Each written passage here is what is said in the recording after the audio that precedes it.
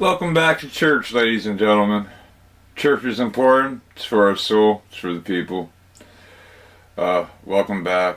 Where do we start? It feels like it's been forever since I've seen you here now amongst us, with us.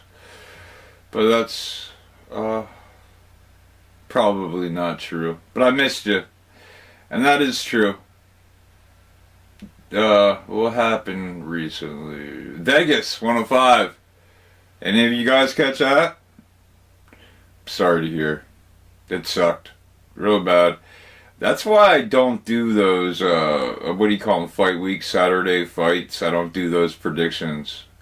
Just not interesting. Not to nobody, really. And they're usually a flop anyway. So, why do it?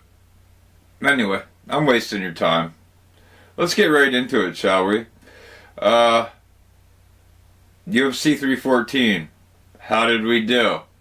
Well, we lost 1%. We're now at 72%, 38 and 53, I think it was. We dropped by 1%. And this is why this style of analyzing predictions is going to change. It's just got to, unfortunately. And we're going to do this now. We're going to go to the report card method. We'll try it for a year. See how it is. We'll judge A, B, C, D, and F on every fight. At the end of the year, we'll just see if you passed the school. If you'll pass the class. We'll also continue keeping track of the percentages as we go. Because, heck, we've done it this long. Why stop now? And once again, we're at 72%, and we got 3 out of 5, which I don't even know how you lose a percentage when you correctly guess more than half, but apparently that's a thing. Alright, let's go. Let's watch over 315 really quickly. Dan 50K Ige, great fight. He needed that win. I'm glad he got that win. It was meant for him, and I'm glad he got it.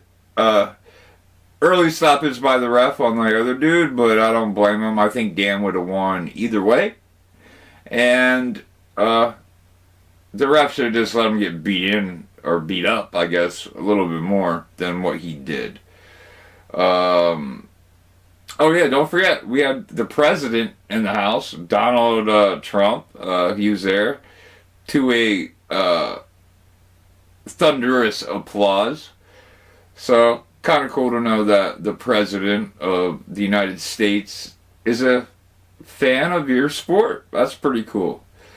The next fight, we had Ray's. Remember, we picked Ray's.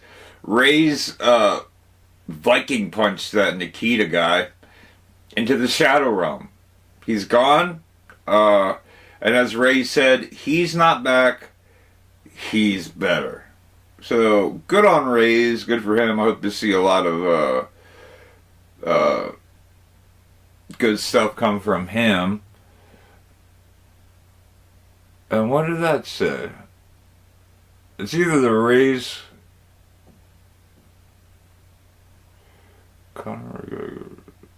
I'm not sure what that means. Anyway, Bryce Mitchell and Jean Silva was another one. I picked Bryce, and I think that might have happened before all the anti-Semitic controversies started. I just said you have to go and watch the last video. I'll try to link it at the end if I remember. But a lot of people wanted to see him get beat up, beat down. He said some very, I don't know how you take it, odd remarks. And Bryce is kind of kooky anyway. But I said he needed the win. I'm not sure how much he needed it. I think a lot of people really wanted to see this fight, either to watch Bryce lose or win. But I think he sold a lot of tickets. But of course, Jean Silva beat the fucking brakes off of him. And he won, I think, in the second or third by a ninja choke, which is always cool to see. Put him to sleep. So that would put us at 1-1. Next, you had Pitbull versus Yair. I think Yair's a member of the Fighting Nerds. I think that's true. I'm not sure, but if he is, I know those Fighting Nerds have a record, with the exception of that one female fighter, mind you. They're 19-0, and well, no, Silva's in the Fighting Nerds too. I think, yeah, Silva's in the Fighting Nerds too. Well, I don't know. For some reason, I think Yair's in the Fighting Nerds. He's probably not. So I forgot I even said that. But Pitbull versus Yair. Pitbull came from another organization. I don't know what his contract looks like. If you remember that one video a couple ago, that Japanese guy they brought over, I think it was from Pride or One, who, I think he offered him $1 million, whatever. He came over and got fucking starched by, I think, Figueroa. I don't know. But the same thing happened here. Don't doubt the boy here. I learned my lesson a long time ago. Rewind the videos. I was like, oh yeah, this guy's gonna get beat up, because I kept forgetting. But now I have notes, and it says, do not bet against Yair, blah blah blah, who's the opponent, blah blah blah. Yeah, Yair won every single round, stuffed him, completely dominant. Good for him. I'm not sure that puts him in any kind of title contention. He needs to fight guys higher ranked. Can't fight back. I'm not sure what he's got to do here, but I'm anxious to see what happens there. Then we have like one of the coolest fights of the night, Mike Chandler versus Paddy Pimblett. A lot of people considered Pimblett out, including myself, as you know from my last video. And that just wasn't the case. I don't know what was up with Chandler, if he was sick, broken bones, what. But Pimblett pretty much controlled that fight pretty dominantly. And he kicked some butt. And it ended in a pool of blood. And Chandler's face was in that. And I'm not sure where Chandler goes from here. And a better question is, where does Pimblett go from here? I don't know. But yeah, I picked Chandler once again because I really thought he needed it and I thought he'd pull it off. That means like out of Chandler's like what, 7 UFC fights, he's only won 2? That's kind of weird. But granted, they're all against top contenders and top people, but 2? I don't know. That puts us at 2-2. And then we had the main event, Volkanovski versus Lopez. Emo haircut guy. What up, what up? I thought that entire fight was pretty darn close the entire time. It was back and forth. I did not expect it to go to decision. And yet it did. So it ended up in decision. And I don't want to say it was boring, but could have been a little better. I picked Volk though to win. Didn't want him to win by decision, but hey, you gotta do what you gotta do, and he won. So that puts that 3-2. 3 wins, 2 losses, 72%. 38 out of 53, 72%. But remember, from now on, we're going to go to the report card style. Report in for class. But let's talk about something like the reason y'all be here now. Y'all be here now. UFC 315. Familiar with it? Yeah, you are. UFC 315, Muhammed versus Della Maddalena, is an upcoming mixed martial arts event produced by the Ultimate Fighting Championship that is scheduled to take place on May 10th, 2025 at the Bell Center in Montreal, Quebec, Canada. I'm anxious for this card, but kind of not, because we all know Belal's style of fighting, and it can be a bit boring. Pillow hands, Belal Muhammed. But let's get through this real quick so we can get you and me both out of here. First off, the Gilbert Burns fight canceled. It's off. Go figure. I'm glad I didn't make a video previous because then I have to redo it all or just forget about it. But there's an Aldo and this other dude I'd never heard of. I'm just gonna throw a coin into the wishing well. I'm gonna take Aldo for that fight. I'm not doing no research on all that, but I'm just gonna do it. I believe it was replaced by the BSD and Joel Alvarez fight, which is what we're gonna talk about right now. Lightweight, Benoit Saint Denis, 13-3-0, 1 no contest. Joel Alvarez, 22-3-0, lightweight. Who are we taking? I am going to take BSD. Benoit, he looks good, very good. He's had some fluke losses in the last couple fights. That can't keep happening. The blood god is with him. The fight gods are with him. And isn't he like French SWAT team? I'm not sure if that's scary or easy or something like that. Special forces? So, I don't know. Let's just hope they do something. We're going to take BSD. Next, women flyweight. Alexa Grasso, 16-4-1 versus Natalia Silva, 18-5-1. I bet on both these top women last time they fought. I really like them both. It really makes me wonder about what's going to happen here. This is a toughie.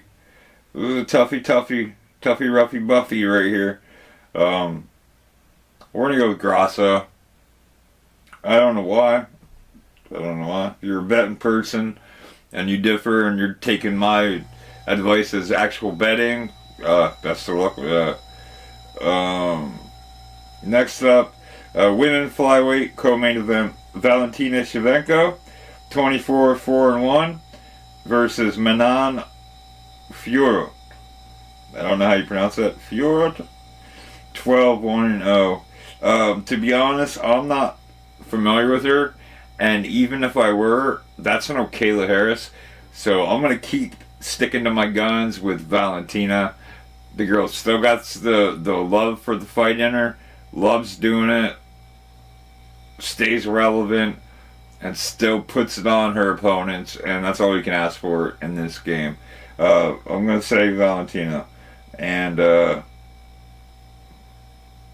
probably knockout or something if I remember how, she fights, but could be wrong.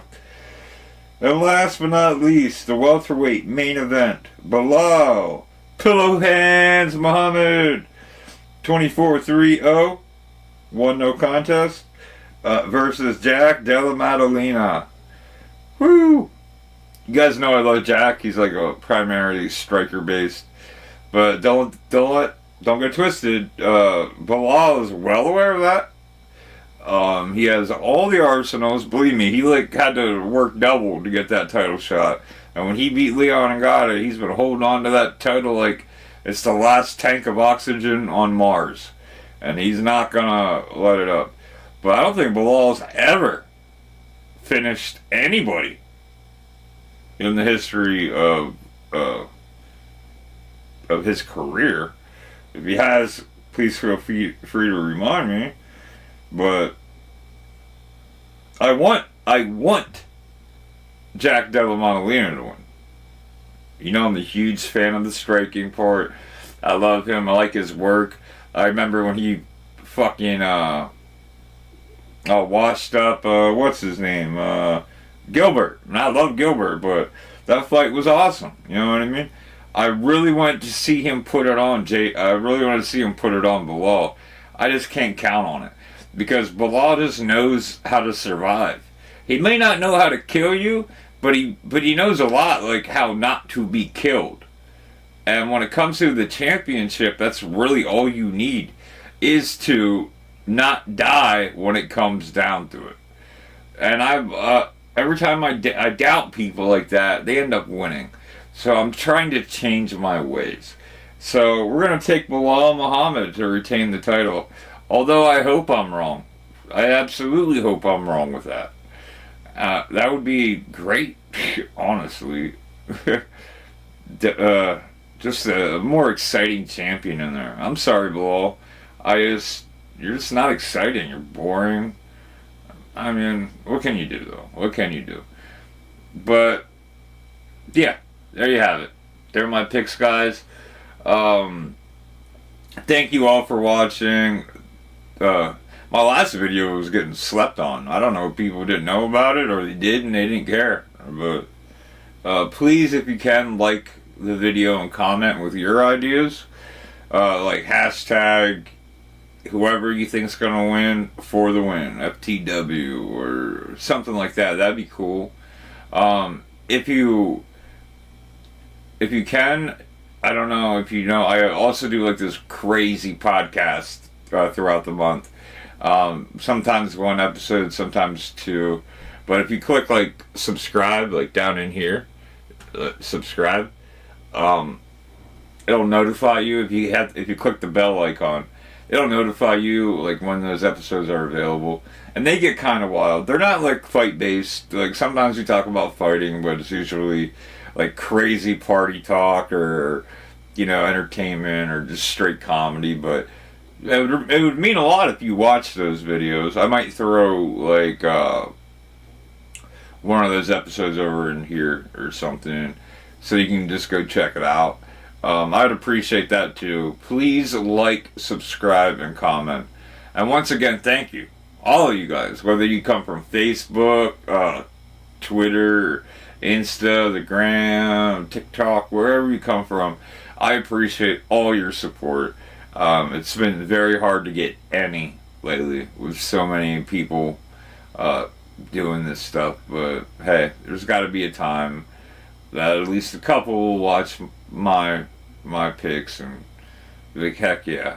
But thank you. Once again, I'm forgetting something. Always make sure there's a fight for the fight gods. And always make sure there is blood for the blood gods. I am Crypto Creep. Thank you, and thank you. I like how you look. And thank you. Until next time, may the blood gods' thirst stay quenched. I bid you adieu.